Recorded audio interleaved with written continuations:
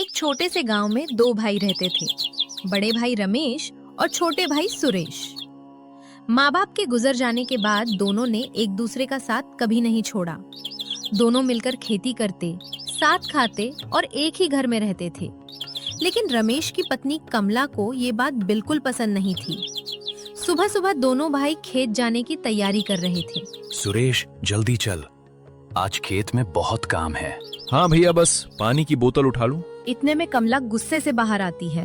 हर रोज यही होता है, दोनों भाई साथ साथ। क्या हुआ कमला? कुछ नहीं, बस मैं इस घर में पराई बनकर रह गई हूँ। ये कैसी बातें कर रही हो? सच कह रही हूँ। शादी को 3 साल हो गए, लेकिन तुम्हारे लिए आज भी सबसे जरूरी तुम्हारा भाई ही है। भाभी, अगर मुझसे कोई गलती हुई है तो बता दीजिए। तुमसे बात करने का मेरा कोई मन नहीं है। कमला, सुरेश से इस तरह बात मत करो। क्यों? क्या गलत कहा मैंने? सुरेश चुपचाप सिर झुकाकर बाहर चला गया।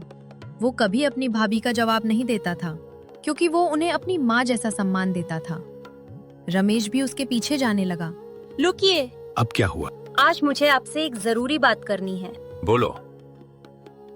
या तो इस घर में मैं रहूंगी या तुम्हारा भाई। रमेश ये सुनकर हैरान रह गया। तुम्हारा दिमाग खराब हो गया है क्या? नहीं, अब मुझे अलग घर चाहिए। वो मेरा छोटा भाई है, मैंने उसे बेटे की तरह पाला है।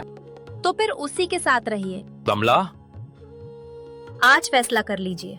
अगर बंटवारा नहीं हुआ तो मैं इस घर में एक पल भी नहीं रहूंगी। कमला की ये बातें दरवाजे के बाहर खड़ा सुरेश सुन चुका था। उसकी आंखें भर आईं। उसने कभी सपने में भी नहीं सोचा था कि उसकी वजह से उसके भाई की शादीशुदा जिंदगी में इतनी बड़ी दरार आ जाएगी। वो चुपचाप वहां से चला गया। दूसरी तरफ रमेश गहरी सोच में डूब गया। उसे समझ नहीं आ रहा था कि वो अपने भाई को चुने या अपनी पत्नी को। सुरेश, जी भैया। तूने सब सुन लिया ना? हाँ भैया, सब सुन लिया। उसकी बातों का बुरा मत मान। मैं भाभी से नाराज नहीं हूँ। फिर इतना चुप क्यों है? क्योंकि मैं नहीं चाहता कि मेरी वजह से आपका घर टूटे। तू क्या कहना चाहता है? भैया, बंटवारा कर दीजिए। चुप, दोबारा ये बात मत कहना। लेकिन तू मेरा भाई नहीं, मेरा बेटा है। मैं तुझे कैसे अलग कर दूं? अगर बेटे की खुशी चाहते हैं तो मेरी एक बात मान लीजिए। क्या? भाभी की खुशी के लिए बंटवारा कर दीजिए। रमेश कुछ नहीं बोल पाया।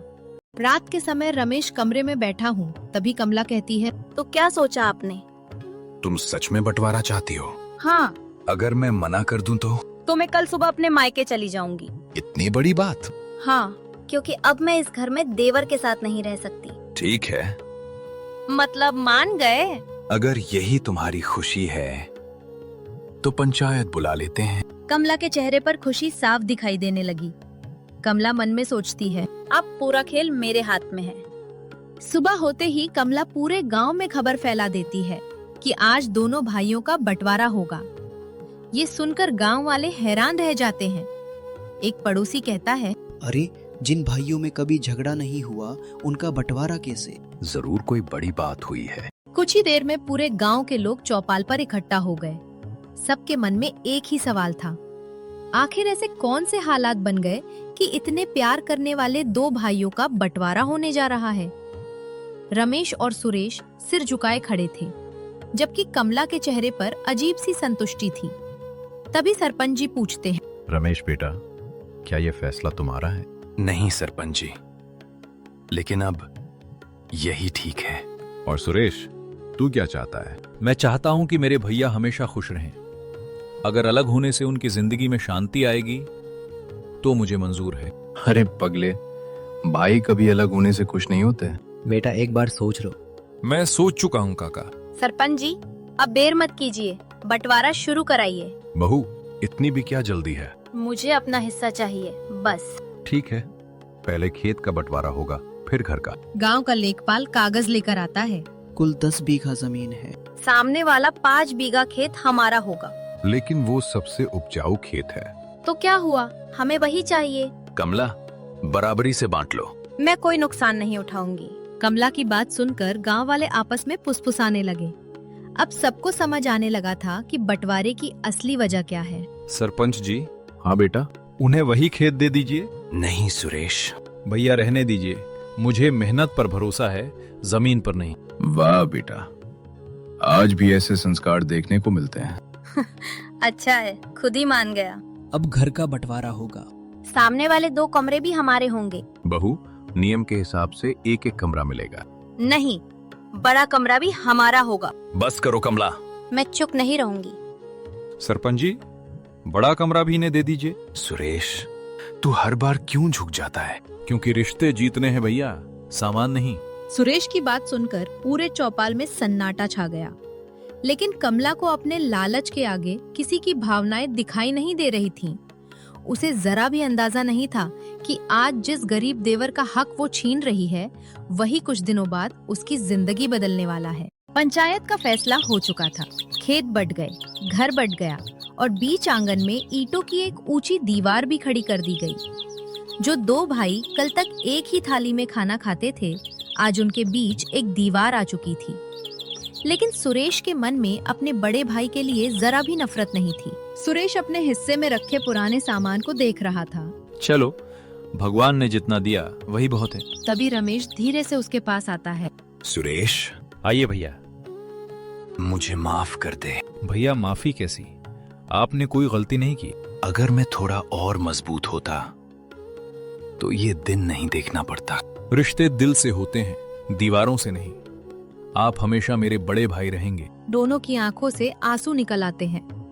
कमला दूर से दोनों को बात करते देख लेती है। अभी भी चोरी छिपे मिल रहे हो? कमला, वो मेरा भाई है।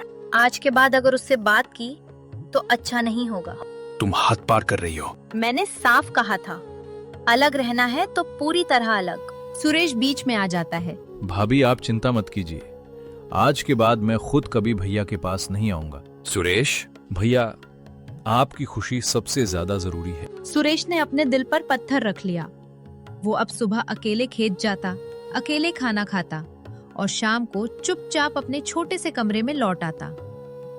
उधर कमला को लगने लगा कि अब पूरे घर पर सिर्फ उसी का राज है। कुछ दिन बाद एक शाम कमला कहती है, सुनिए, अब ये पुराना घर बेच देते हैं। क्या? हाँ, शहर में नया मकान खरीदेंगे। ये घर हमारे माँ बाप की निशानी है। मुझे कोई फर्क नहीं पड़ता। बस, अब और नहीं। तो क्या कर लोगे? जिस घर के लिए तुमने भाइयों को अलग कराया, अब उसी घर को भी बेचना चाहती हो? कमला चुप हो जाती है, लेकिन उसके चेहरे से साफ था कि उसके मन में अभी भी कोई बड़ी चाल चल रही है। उसी रात कमला ने एक ऐसा फैसला लिया जो पूरे परिवार की जिंदगी बदलने वाला था। लेकिन उसे बिल्कुल भी अंदाजा नहीं था कि उसकी चाल उसी पर भारी पड़ने वाली है। बंटवारे को 1 महीना बीत चुका था। सुरेश अपनी छोटी सी जमीन पर दिन रात मेहनत कर रहा था। उधर रमेश के हिस्से में आई उपजाऊ जमीन होने के बावजूद खेती ठीक से नहीं हो रही थी, क्योंकि रमेश का मन हमेशा अपने भाई में ही लगा रहता था। लेकिन कमला का लालच अभी भी खत्म नहीं हुआ था। सुनिए, एक बात कहूँ? अब क्या हुआ? सुरेश के पास जो पुराना कुआं है वो भी हमें ले लेना चाहिए। क्या बोल रही हो? हमारे खेत में पानी की दिक्कत है। अगर वो कुआं मिल जाए तो हमारी खेती 2 गुनी हो जाएगी। कमला, बंटवारा हो चुका है। अब किसी के हिस्से पर नजर मत रखो। मैं अपना फायदा देख रही हूँ। यही लालच एक दिन सब कुछ छीन लेगा। मुझे डराने की कोशिश मत कीजिए। अगली सुबह कमला बिना किसी को बताए सुरेश के घर पहुंच गई। सुरेश, अरे भाभी, आइए। सीधी बात करती हूँ, अपना कुआं हमें दे दो। भाभी, वही तो मेरे खेत की जान है। जितने पैसे चाहिए ले लो। माफ कीजिए, ये मैं नहीं दे सकता। तुझे अपने बड़े भाई की जरा भी चिंता नहीं? भैया की चिंता है, लेकिन ये कुआं चला गया तो मेरी खेती खत्म हो जाएगी। ठीक है, अब देखना मैं क्या करती हूँ। कमला गुस्से में वहाँ से चली जाती है। शाम को कमला ने पूरे गांव में अफवाह फैला दी कि सुरेश ने उसका अपमान किया है। कुछ पड़ोसी रमेश के घर पहुँच गए। रमेश, तुम्हारे भाई ने कमला भाभी को डांट कर भगा दिया। क्या? सुरेश ऐसा कभी नहीं कर सकता। मैं तो प्यार से बात करने गई थी, उसने मुझे घर से निकाल दिया। मुझे इस बात पर विश्वास नहीं है। तो क्या मैं झूठ बोल रही हूँ? मैं पहले सुरेश से पूछूंगा। कमला का चेहरा उतर जाता है। रमेश सीधे सुरेश के घर पहुंचता है। सुरेश, सच सच बता, क्या हुआ था? भैया, भाभी कुआं मांगने आई थी। मैंने हाथ जोड़कर मना कर दिया, बस। क्या तूने उन्हें कुछ गलत कहा? अगर आपको यकीन ना हो तो मैं अभी आपके सामने भाभी से माफी मांग लेता हूं। नहीं, अब मुझे सब समझ आ रहा है। रमेश अब पहली बार अपनी पत्नी कमला की चालों को समझने लगा था। उसके मन में शक तो पैदा हो चुका था, लेकिन बिना किसी सबूत के वो कुछ भी नहीं कर सकता था। उधर कमला हार मानने वालों में से नहीं थी। उसने मन ही मन एक ऐसी खतरनाक साजिश रच ली थी जिससे सुरेश हमेशा के लिए इस गांव से चला जाए। उसे पूरा भरोसा था कि इस बार उसके जाल से सुरेश कभी बच नहीं पाएगा। रात को कमला अपने मायके से अपने भाई महेश को घर बुलाती है। दीदी, इतनी रात को क्यों बुलाया? एक काम करना है। कैसा काम? आज रात सुरेश के घर के पीछे अनाज की बोरियां रख देना। लेकिन क्यों? सुबह पूरे गांव में कहेंगे कि सुरेश ने हमारे घर से चोरी की है। दीदी, ये गलत है। तुझे सिर्फ मेरा कहा मानना है। अगर पकड़े गए तो?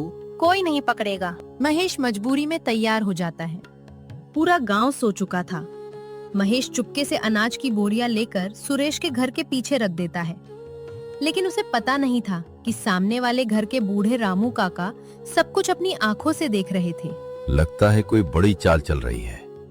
सुबह तक चुप रहना ठीक नहीं होगा। अगली सुबह अचानक कमला जोर जोर से चिल्लाने लगती है, बचाओ, हमारी अनाज की बोरियां चोरी हो गईं। गांव वाले आ जाते हैं। क्या हुआ बहू? रात किसी ने हमारा अनाज चुरा लिया।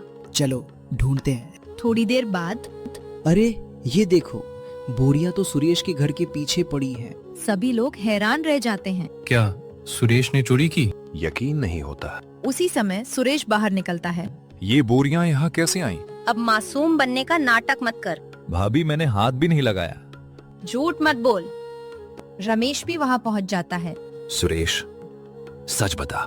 भैया, मैं कसम खाकर कहता हूँ, मैंने कुछ नहीं किया। तभी भीड़ से आवाज आती है।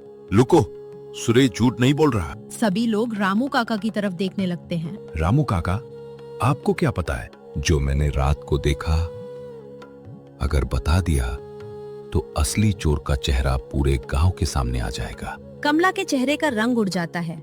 कमला मन में सोचती है, हे भगवान, अगर रामू काका ने सब बता दिया तो मैं बर्बाद हो जाऊंगी। रामू काका की बात सुनते ही पूरे गांव में सन्नाटा छा गया। सभी की निगाहें अब उन्हीं पर थीं। कमला के चेहरे का रंग उड़ चुका था, जबकि सुरेश चुपचाप खड़ा था। उसे पूरा विश्वास था कि सच कभी न कभी जरूर सामने आएगा। रामू काका, जो देखा है सच सच बताइए। कल रात मैं नींद नहीं आने की वजह से घर के बाहर बैठा था। तभी मैंने देखा कि महेश सुरेश के घर के पीछे अनाज की बोरियां रख रहा था। पूरा गांव हैरान रह गया। क्या मतलब सुरेश ने चोरी नहीं की? नहीं, सुरेश बेगुनाह है। महेश, जो रामू काका कह रहे हैं, क्या वो सच है? मैं कुछ मत बोलना। सच बोलो, नहीं तो पंचायत सख्त फैसला करेगी। मुझे माफ कर दीजिए, मैंने ही शर्म आनी चाहिए। लेकिन किसके कहने पर? महेश कुछ पल चुप रहा, फिर बोला, दीदी यानी कमला दीदी के कहने पर। ये सुनते ही पूरे गांव में हलचल मच गई। रमेश ने कमला की तरफ देखा और बोला, कमला, ये सब सच है? कमला चुप रही। बोलो, क्या तुमने मेरे भाई को चोर साबित करने की कोशिश की? मैं जिस भाई ने अपना हिस्सा छोड़ दिया, उसी पर चोरी का इल्जाम। कमला सिर झुका लेती है। सभी गांव वाले कमला को सजा देने की बात करने लगे। इसे गांव से निकाल दो। ऐसी औरत की वजह से ही परिवार टूटते हैं। तभी सुरेश आगे आता है। रुक जाइए, भाभी से गलती हुई है, लेकिन मैं नहीं चाहता कि मेरे कारण भैया का घर फिर से उजड़ जाए। बेटा, तेरे जैसा दिल बहुत कम लोगों का होता है। सुरेश, मैंने तुझ पर शक किया, तुझे अकेला छोड़ दिया, मुझे माफ कर दे। भैया, भाई कभी भाई से नाराज नहीं होता। पंचायत में सच सामने आ चुका था। कमला को अपने किए पर गहरा पछतावा हो रहा था। जिन रिश्तों को उसने लालच में तोड़ा था, आज वही रिश्ते उसकी आंखों के सामने उससे दूर होते दिखाई दे रहे थे। कमला रोते हुए सुरेश के सामने हाथ जोड़ देती है। सुरेश, मुझे माफ कर दो। भाभी, मैंने लालच में आकर बहुत बड़ा पाप किया। पहले बंटवारा करवाया, फिर तुम पर चोरी का झूठा इल्जाम लगाया। जो हो गया उसे बदला नहीं जा सकता। अगर हो सके तो मुझे माफ कर दो। भाभी, गलती मान लेना ही सबसे बड़ी बात होती है। मैं आपको दिल से माफ करता हूँ। कमला फूट फूट कर रोने लगती है। सरपंच जी, मुझे कोई जमीन नहीं चाहिए। क्या मतलब? मुझे अपना भाई चाहिए। भैया, जिस दिन बंटवारा हुआ था उसी दिन मैं अंदर से टूट गया था। मैं भी हर रोज आपको याद करता था। अगर तू तैयार हो तो आज से हम फिर एक साथ रहेंगे। सुरेश की आंखों में आंसू आ जाते हैं। भैया, मुझे इससे बड़ी खुशी और क्या मिलेगी? अगले ही दिन गांव के लोग दोनों भाइयों के घर पहुंचे। आज इस दीवार का कोई काम नहीं। सब लोग मिलकर आंगन के बीच बनी दीवार तोड़ने लगते हैं। कुछ ही देर में पूरी दीवार गिर जाती है। दीवार ईंटों की नहीं, दिलों की टूटी थी। आज दोनों फिर जुड़ गए। सभी लोग ताली बजाने लगते हैं। कुछ महीनों बाद दोनों भाई फिर से मिलकर खेती करने लगे। इस बार कमला भी सबके साथ खेत में काम करती थी। उसके व्यवहार में पूरी तरह बदलाव आ चुका था। सुरेश, खाना खा लो, सुबह से काम कर रहे हो। जी भाभी।